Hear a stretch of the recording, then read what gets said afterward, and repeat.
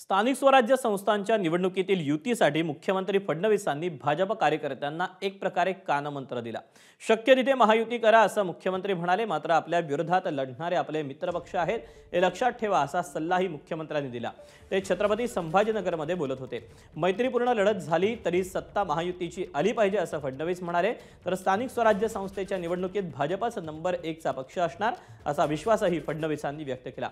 मात्र फडणवीसांच्या या वक्तव्यावरून शिंदेंच्या शिवसेनेचे नेते दीपक केसरकरांनी महत्त्वाचं विधान केलं। शिंदेंचे शिवसेना आणि भाजपची युती झाली नाही तर तिसऱ्यालाच फायदा होईल असं वक्तव्य केसरकरांनी केलं। जिथे जिथे शक्य आहे त्या त्या ठिकाणी आपल्याला महायुती करायची आहे। जिथे शक्य नाही तिथे आपण करू शकणार नाही।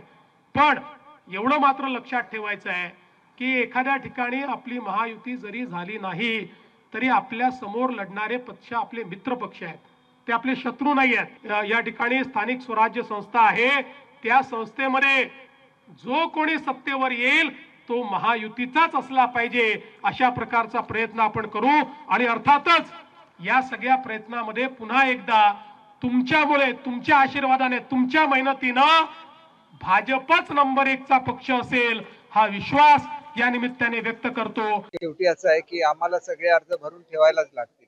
युतीची जरी बोलणी चालू होती तरी अजून ही बोलणी योग्य त्या दिशेने चालू नाहीत की अजून ती प्रत्यक्ष सुरू झालेली नाही।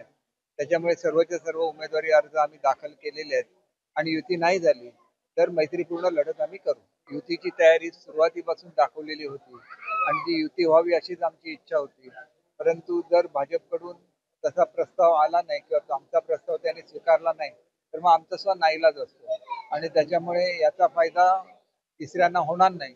याच्यासाठी आम्ही निश्चितपणे काळजी घेऊ आणि आम्ही ताकदीने निवडणुका लढू आणि त्या जिंकू। एबीपी माझा, उघडा डोळे बघा नीट।